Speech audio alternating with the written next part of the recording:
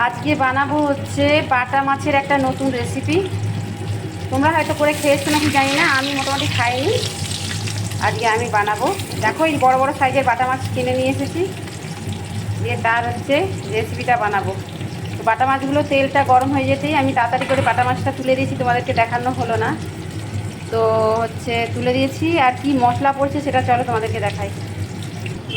এখানে মশলা পড়েছে জিরে, কালো সর্ষে, লবণ, কাঁচা লঙ্কা, এটা হচ্ছে বাটবো।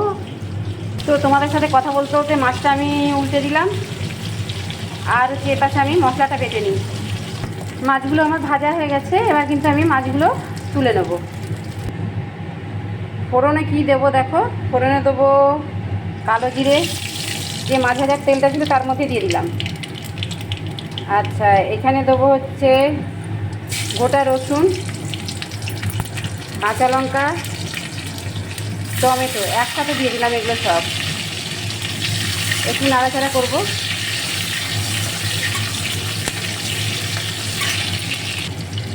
লবণটা কিন্তু আমি দেখে শুনে দেবো, কারণ হচ্ছে কালো সরষে যখন বাটি তখন লবণ দিয়েছিলাম, তো লবণটা আমি অল্প একটু দিলাম টমেটোটা নরম হওয়ার জন্য। ঠিক আছে, তো নরম দেখো, এমনি টমেটোটা তেলে দেওয়ার ফলে অল্প অল্প নরম হয়ে গেছে। এবার এটা কষতে কষতেই হয়ে যাবে। এবার এর মধ্যে আমি দিয়ে দেবো যে কালো সরষে, কাঁচা লঙ্কা, জিরেটা বাটা ছিল সেটা দিয়ে দিলাম।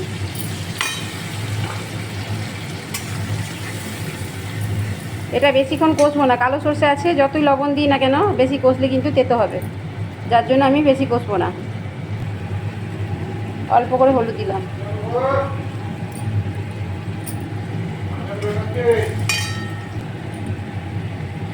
মশলাটা কষা হয়ে গেছে, আমি জল দিয়ে দিলাম। দেখে পরিমাণটা দেখে জলটা দেবেন। আমার যেমন মাছ আমি সেই অনুযায়ী কিন্তু জলটা দিলাম।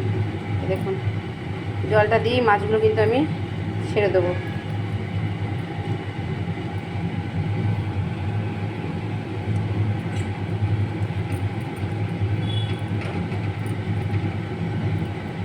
এটা পুরো কাঁচা লঙ্কার মধ্যে দেবো। কেউ যদি মনে করে যে তারা হচ্ছে তোমার কালার করবে, কালারের জন্য হচ্ছে শুকনো লঙ্কার গুঁড়ো বা কাশ্মীরি লঙ্কার গুঁড়ো দিতে পারে। আমি কিন্তু সম্পূর্ণ কাঁচা লঙ্কার মধ্যে করছি। দেখুন ঝোলটা কিন্তু ফুটে গেছে। এবার মাছগুলোকে একটু করে উল্টে দেবো। মাছটার যে গন্ধটা না, অপূর্ব গন্ধটা আসছে। আমি কিন্তু প্রথম আজকে করে দেখলাম, আর আমি প্রতিদিনই কিছু না কিছু একবার করে রান্নার প্রতি ট্রাই করি। তো আমার হাজব্যান্ড একটু বিরক্ত হয় যদি খেতে খারাপ লাগে। তো আমি বলি যে রান্নাটা যদি একবার করে না, যে কোনো রান্না যদি না করে খাই তো বুঝবো কী করে সেটা ভালো কি খারাপ, তাই না? তো একবার করে দেখলাম, কিন্তু এখন দেখছি গন্ধটা এত সুন্দর উঠেছে। এবং একটু আমার মেয়েকে টেস্ট করতে দিলাম ঝোলটা, তো খেয়ে দেখলো, বললো মা খুব সুন্দর হয়েছে, ভীষণ সুন্দর হয়েছে। তো দেখি তাহলে কেমন হয়। রান্নাটা আমার কমপ্লিট হয়ে গেছে। এবার আমি লাস্ট ফিনিশিং কী দেবো, ধনেপাতা কুচানো আর হচ্ছে একটু কাঁচা লঙ্কা দিয়ে দিলাম। কাঁচা লঙ্কা দিয়েই করেছি সম্পূর্ণ রান্নাটা, তো তাও দিয়ে দিলাম। দিয়ে নাবিয়ে নিই।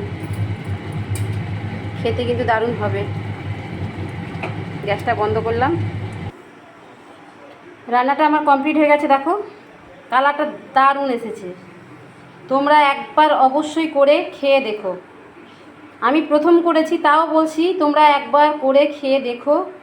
খেয়ে কমেন্ট করে আমাকে জানিও অবশ্যই যে খারাপ হয়েছে কি ভালো হয়েছে। যদি ভালো হয়ে থাকে তাহলেও কমেন্ট করবেন, আর যদি খারাপ হয়ে থাকে তাহলেও কমেন্ট করবে।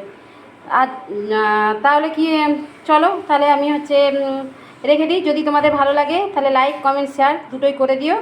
বাই।